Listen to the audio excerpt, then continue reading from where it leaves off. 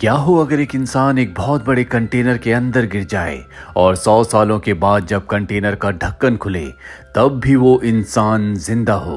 Bollywood silver screen presenting an American pickle. साल 1919, eastern Europe. जहाँ हमें हर्सल और उसकी वाइफ को दिखाया जाता है। ये दोनों के दोनों ज्यूइश हैं। इनके गांव के ऊपर रशियन आर्मी ने हमला किया है, इसीलिए इन दोनों को अमेरिका में सिएटल आकर शिफ्ट होना पड़ता है, जहां हर्सल को एक अचार बनाने वाली फैक्ट्री में जॉब मिल जाती है। इस फैक्ट्री में बहुत गंदगी है और हर्सल का काम है कि यहाँ पर जितने भी चूहे हैं उन चूहों को मारना। हर्सल अपने काम में बहुत माहिर होता है, वो बहुत सारे चूहों को मारता है। उसके पास पैसे भी आ जाते हैं और उन पैसों से सबसे पहले वो अपने लिए और अपनी पत्नी के लिए एक एक कब्र खरीदता है जो आसपास ही होती हैं, ताकि मरने के बाद इन दोनों को आसपास ही दफना दिया जाए। अमेरिका आने के बाद हर्सल की जिंदगी में सब कुछ अच्छा चल रहा होता है। जल्दी उसकी पत्नी प्रेग्नेंट हो जाती है, जिससे हर्सल बहुत खुश होता है। और एक दिन जब वो फैक्ट्री में चूहा मार रहा होता है तभी उसका पैर स्लिप हो जाता है, जिससे वो अचार के एक बहुत बड़े कंटेनर के अंदर गिर जाता है। और ठीक उसी वक्त गवर्नमेंट इस फैक्ट्री को हमेशा के लिए बंद कर देती है, क्योंकि यहाँ पर बहुत गंदगी है। अनहाइजीन की वजह से लोग बीमार हो रहे हैं। हर्सल जिस कंटेनर के अंदर गिरा होता है वो लोग उसका ढक्कन बंद कर देते हैं और हमेशा के लिए इस फैक्ट्री को सील कर दिया जाता है। 100 साल बीत जाते हैं, आज तक किसी को कुछ पता नहीं चला कि हर्सल कहाँ गया। 100 सालों के बाद हमें उसी अचार वाली फैक्ट्री के बाहर दो लड़कों को दिखाया जाता है जो ड्रोन उड़ा रहे होते हैं, और अब वो अपने ड्रोन को फैक्ट्री के अंदर भेजते हैं। और तभी उनका ड्रोन उसी कंटेनर से टकराता है जिसके अंदर 100 साल पहले हर्सल गिरा था। और जैसे ही ड्रोन ढक्कन से टकराता है, ड्रोन वहीं पर गिर जाता है, थोड़ा सा ढक्कन भी खुल जाता है। अब वो दोनों लड़के ऊपर आते हैं, वो देखते हैं कि उनका ड्रोन वहीं पर गिरा हुआ है, और ड्रोन के लगने से जो ढक्कन खुला होता है वो उस ढक्कन को पूरा खोल देते हैं। और तभी अंदर से हर्सल निकलता है जो 100 सालों के बाद भी जिंदा है। उसे देखकर वो दोनों के दोनों लड़के डर जाते हैं। पर हैरानी की बात यह होती है कि 100 साल बीत जाने के बाद भी उसकी उम्र नहीं बढ़ी। वो उतना ही जवान होता है जितना जवान उस वक्त था जब वो कंटेनर के अंदर गिरा था। और अब वैज्ञानिक उसके ऊपर शोध करते हैं। वो पूरी तरह से ठीक होता है। वैज्ञानिकों को पता चलता है कि उसके परिवार में उसके ग्रेट ग्रैंडसन के अलावा कोई नहीं बचा।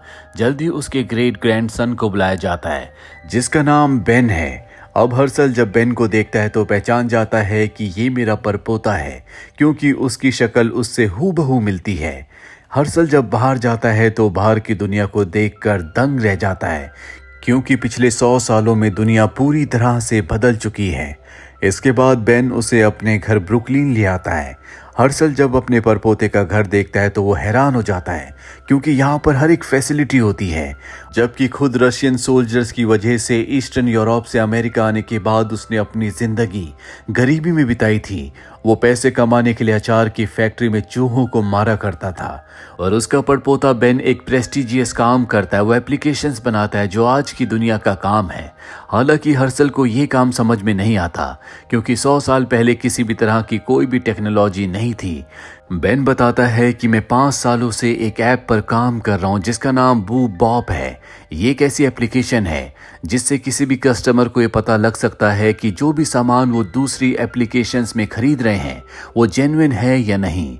अब क्योंकि हर्सल ने अपने बेटे को कभी नहीं देखा था, क्योंकि उसके पैदा होने से पहले वो अचार के कंटेनर में गिर गया था, इसीलिए वो एल्बम में उसकी फोटोज देखता है। बेन बताता है कि मेरे माता पिता की मृत्यु एक कार एक्सीडेंट में हो गई।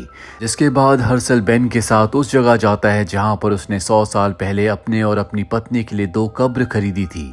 वो देखता है कि उसकी पत्नी की कब्र की हालत बहुत ज़्यादा ख़राब है, जो देखकर उसे बिल्कुल अच्छा नहीं लगता। साथ ही ऊपर एक बिलबोर्ड लगाया जा रहा होता है जो कि रशियन कंपनी का है। ये शराब की एडवर्टीजमेंट होती है। ये देखकर उसे 100 साल पहले का वो वक्त याद आ जाता है जब रशियन सोल्जर्स की वजह से उसे और उसकी पत्नी को ईस्टर्न यूरोप छोड़कर अमेरिका आना पड़ा था। इसीलिए वो वर्कर से कहता है कि तुम इस ऐड को यहाँ से हटा दो। पर जब वो उसकी बात नहीं मानते तो हर्सल उनसे हाथापाई करता है, जिस वजह से पुलिस उसे और बेन को अरेस्ट कर लेती है। बेन को अपनी और अपने ग्रैंडफादर की बेल के लिए अच्छे खासे पैसे देने पड़ते हैं। दरअसल बेन के पास पहले फंड्स की कमी होती है। वो अपनी ऐप को एक बहुत ही बड़ी ऐप बनाना चाहता है जिसके लिए उसे पैसों की ज़रूरत है। और अब अरेस्ट होने के बाद इन्वेस्टर्स उसके इस प्रोजेक्ट में बिल्कुल भी उसका साथ नहीं देना चाहते। कोई उसे फंडिंग नहीं करना चाहता। हर्षल कहता है कि तुम्हें मेरे साथ मिलकर अचार का बिजनेस करना चाहिए, इससे हम बहुत पैसे कमा सकते हैं। लेकिन बेन उसकी इस बात से सहमत नहीं होता। वो कहता है कि दुनिया 100 साल आगे निकल चुकी है, तुम अब भी 100 साल पीछे हो। इस बात से हर्षल को बहुत बुरा लगता है। वो कहता है कि मैं बहुत पैसे कमाऊंगा और उन पैसों से अपनी पत्नी की कब्र के ऊपर जो रशियन एडवर्टीजमेंट की शराब का ऐड है उसे मैं हमेशा के लिए हटवा दूंगा। और ये कहकर वो वहां से चला जाता है। वो एक सुपरमार्केट में जाता है जहां पर वो कुछ क्यूकम्बर्स खरीदता है ताकि उनका अचार बना सके। लेकिन ये बहुत महंगे होते हैं, उसके पास इतने पैसे नहीं है, इसीलिए उसे क्यूकम्बर वहीं पर छोड़ने पड़ते हैं। हर्षल को कुछ समझ नहीं आता कि वो क्या करे। तभी उसकी नज़र कूड़ेदान में जाती है जहां पर बहुत सारी रॉ सब्जियां लोगों ने फेंकी होती है। इनमें क्यूकम्बर भी होते हैं जो उसे चाहिए। वो क्यूकम्बर वहां से ले लेता है। साथ ही अलग अलग कूड़ेदान में जाकर वो अचार बनाने का सभी सामान इकट्ठा कर लेता है, जिसके बाद वो अचार बनाता है। और अचार बनाने के बाद जब वो शहर में बेचने के लिए जाता है तो लोग उसका अचार बहुत जल्दी खरीद लेते हैं, क्योंकि ना तो इसमें कोई केमिकल होता है, साथ ही मार्केट प्राइस से बहुत कम होता है। इसीलिए देखते देखते उसकी दुकान में भीड़ लग जाती है। वो कहता है कि जब तुम्हारा अचार खत्म हो जाए तो इसी डब्बे को वापस लाना, मैं इसी डब्बे में दोबारा अचार भर दूंगा। लोगों को लगता है कि वो कितना महान है, उसे प्रकृति की नेचर की कितनी चिंता है। वो नहीं चाहता कि हम बार बार चीज़ों को बनाएं जिससे प्रकृति को नुकसान होता है। लेकिन हर्षल दरअसल अपने पैसे बचाना चाहता था। अब सोशल मीडिया वाले भी उसे कवर करते हैं, जिस वजह से वो बहुत फेमस हो जाता है। उसके पास अब अच्छे खासे पैसे आने लगे हैं। वहीं बेन को दिखाया जाता है जिसके पास अब भी अपनी एप्लीकेशन के लिए पैसे नहीं आए। और एक दिन वो सोशल मीडिया पर अपने ग्रेट ग्रैंडफादर का यानी कि हर्षल का वीडियो देखता है। वो देखता है कि उसके अचार को लोग बहुत पसंद कर रहे हैं, वो बहुत पैसे कमा रहा है, जिस बात से उसे अच्छा नहीं लगता, क्योंकि हर्षल ने उसे चैलेंज किया था और वो इस चैलेंज को नहीं हारना चाहता। इसीलिए वो हेल्थ डिपार्टमेंट को कंप्लेंट कर देता है कि हर्षल अपने अचार को कूड़ेदान से उठाई हुई सब्जियों से बनाता है, जिसके बाद उसके काम पर रेड मारी जाती है। उसके काम को बंद कर दिया जाता है, साथ ही उस पर $12,000 का फाइन लगाया जाता है। उसने जितने पैसे कमाए थे अब सब के सब पैसे गंवा दिए। उसके 2 कस्टमर्स होते हैं जो उसे सलाह देते हैं कि तुम्हें हेल्थ डिपार्टमेंट के अकॉर्डिंग अपने अचार को बनाना होगा, जिसके लिए तुम्हें लोगों की यानी कि मैन पावर की ज़रूरत है। तुम्हें इंटर्न रखने चाहिए, ऐसे में ना तुम्हें उन्हें सैलरी देनी होगी, तुम उन्हें काम सिखाओगे और तुम्हारा काम भी हो जाएगा। हर्षल को लगता है कि बिना पैसों के कौन काम करेगा, ये तो एक तरह की बदुआ मजदूरी हुई।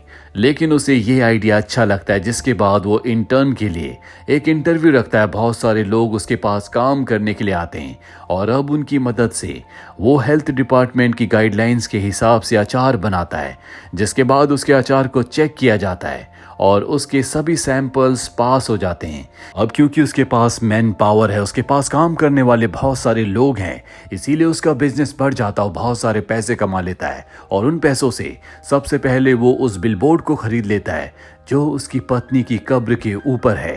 साथ ही वो इन्वेस्टर जिसके पास बेन गया था, बेन चाहता था कि वो उसकी एप्लीकेशन में उसके काम में इन्वेस्ट करे, लेकिन वो बताता है कि मैं तुम्हारी एप्लीकेशन में इंटरेस्टेड नहीं हूँ, बल्कि मैं हर्षल के अचार वाले बिजनेस में ज़्यादा इंटरेस्टेड हूँ।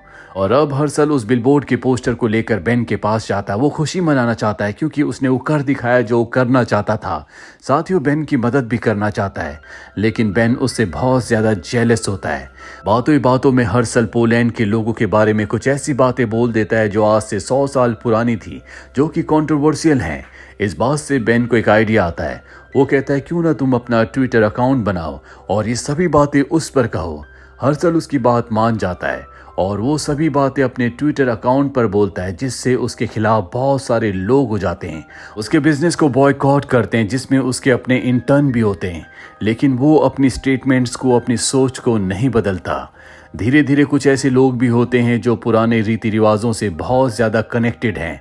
वो हर्षल को सपोर्ट करते हैं और अब हर्षल को एक प्लेटफॉर्म पर बुलाया जाता है जहां पर उसे कॉलेज के एक प्रोफेसर के साथ डिबेट करनी होगी। साथ ही ऑडियंस में जितने भी लोग हैं वो भी उससे सवाल पूछ सकते हैं। दरअसल क्रिश्चियनिटी फैलने की वजह से ही उसे ईस्टर्न यूरोप से अपनी पत्नी के साथ यहाँ पर आना पड़ा था। वहाँ भीड़ में बेन भी होता है जो अंधेरे का फायदा उठाकर उससे सवाल पूछता है कि क्रिश्चियनिटी के ऊपर आपको क्या कहना है। वो कहता है कि क्रिश्चियनिटी को फॉलो करने वाले पागल हैं। साथ ही वो जीसस के बारे में भी उल्टा सीधा कहता है, जिस वजह से वो लोग जो अब तक उसके साथ थे वो भी उसके खिलाफ हो जाते हैं। वो उसे मारने के लिए उसका पीछा करते हैं। हर्षल किसी तरह से अपनी जान बचाकर वहां से भागता है और एक गली में छुप जाता है। रात को टीवी पर न्यूज़ देखता है जहां पर बताया जा रहा होता है कि हर्षल को अब यूरोप वापस भेज दिया जाएगा क्योंकि वो गैर कानूनी तरीके से हमारे देश अमेरिका आया था। लेकिन वो अमेरिका से नहीं जाना चाहता, इसीलिए वो अपने ग्रेट ग्रैंडसन से यानी कि बेन से मदद मांगने के लिए जाता है। वो कहता है कि मैं ईस्टर्न यूरोप ना जाकर कनाडा जाना चाहता हूँ। जंगल के रास्ते में बॉर्डर पार करके कनाडा चला जाऊंगा, वहीं पर अपना बिजनेस करूंगा। मुझे इसमें तुम्हारी मदद चाहिए। बेन उसकी बात मान जाता है और अब अगले दिन ये दोनों के दोनों जंगल के रास्ते होते हुए कनाडा के लिए निकल पड़ते हैं। रास्ते में बेन के हाथ में चोट लग जाती है जो देखकर हर्षल अपने कपड़े का टुकड़ा फाड़कर उसके हाथ पर बांध देता है। दरअसल वो बेन से बहुत प्यार करता है, हालांकि बेन के लिए उसके दिल में कोई जगह नहीं है। अब रात हो जाती है, बहुत ज्यादा ठंड होती है, इसीलिए हर्षल बेन को अपने गले से लगाकर सो जाता है। अगली सुबह ये बॉर्डर तक पहुंच जाते हैं, पर अब बेन को अपने ग्रेट ग्रैंडफादर हर्षल के लिए बुरा लग रहा होता है। वो उन्हें सच बता देता है कि मैंने भीड़ से तुमसे क्रिश्चियनिटी के ऊपर सवाल पूछा था क्योंकि मुझे पता था कि तुम इसका आंसर क्या दोगे। ये सुनकर उन्हें गुस्सा आ जाता है और वो बेन को एक पंच मारते हैं जिससे बेन बेहोश हो जाता है। और अब यहाँ पर आर्मी के लोग भी आ जाते हैं, लेकिन हर्षल छुप जाता है। उसके पास बेन का ट्रिमर होता है जिससे वो अपनी बियर्ड को काट देता है। वो हूबहू बेन की तरह लगता है, इसीलिए वो आर्मी वालों के पास जाता है और उन्हें बताता है कि मेरा नाम बेन है, मैं एप्लीकेशंस बनाता हूँ। उन्हें बेवकूफ़ बनाकर वो वहाँ से निकल जाता है, जिसके बाद आर्मी वालों को असली बेन मिल जाता है। लेकिन वो उसे बेन नहीं बल्कि हर्षल समझते हैं, इसीलिए उसे गिरफ्तार कर लिया जाता है। उसके ऊपर केस होता है। हालांकि बेन बताने की कोशिश करता है कि मैं हर्षल नहीं हूँ, मैं बेन हूँ, लेकिन उसकी बातों पर कोई विश्वास नहीं करता और उसे ईस्टर्न यूरोप उसी गांव में वापस भेज दिया जाता है जहां से आज से 100 साल पहले हर्षल अमेरिका आया था। यहाँ पर किसी को इंग्लिश बोलनी नहीं आती। बेन बहुत ज्यादा परेशान होता है, इसीलिए वो ज्यूस लोगों के टेम्पल में जाता है। वहीं हर्षल को सब कुछ पता होता है कि बेन के साथ क्या हुआ। उसे बेन के लिए बहुत बुरा लगता है। वो बेन के घर जाता है जहां पर वो बेन की तस्वीरों को देखता है। वो देखता है कि बेन ने बचपन में एक स्केच बनाया था जो कि उसके मॉम डैड का था। उसने अपने डैड का निकनेम बूप और अपनी मॉम का निकनेम बॉब रखा था और यही नेम उसकी एप्लीकेशन का भी था, जिससे हर्षल को एहसास हो जाता है कि उसकी नज़रों में उसकी फैमिली की कितनी इम्पोर्टेंस है। जबकि हर्षल को अब तक ये लगता था कि उसे अपनी फैमिली के नेम की कोई भी परवाह नहीं है। इसीलिए हर्षल तय करता है कि खुद वो यूरोप जाकर बेन को वापस लाएगा। वो यूरोप में अपने गांव के उसी टेम्पल में जाता है जो कि ज्यूस लोगों का है। वहाँ पर बेन होता है। वो बेन से माफ़ी मांगता है और कहता है कि मुझे एहसास हो चुका है कि तुम्हारे दिल में अपने पेरेंट्स के लिए, अपने परिवार के लिए कितनी इज्जत है। तुम्हारे माँ बाप को तुम पर ज़रूर गर्व होगा। बेन भी उससे माफ़ी मांगता है, जिसके बाद ये दोनों के दोनों उस झील के किनारे जाते हैं जहाँ पर हर्षल कभी अपनी वाइफ के साथ घूमने जाया करता था। ये अमेरिका आ जाते हैं जहाँ ये तय करते हैं कि अचार के बिजनेस को एक बार फिर से शुरू करेंगे। बेन कहता है कि मैं इस बिजनेस के लिए एक वेबसाइट बनाऊंगा और यहीं पर ये फिल्म, ये कहानी खत्म हो जाती है। उम्मीद करते हैं कि ये कहानी आपको पसंद आई होगी।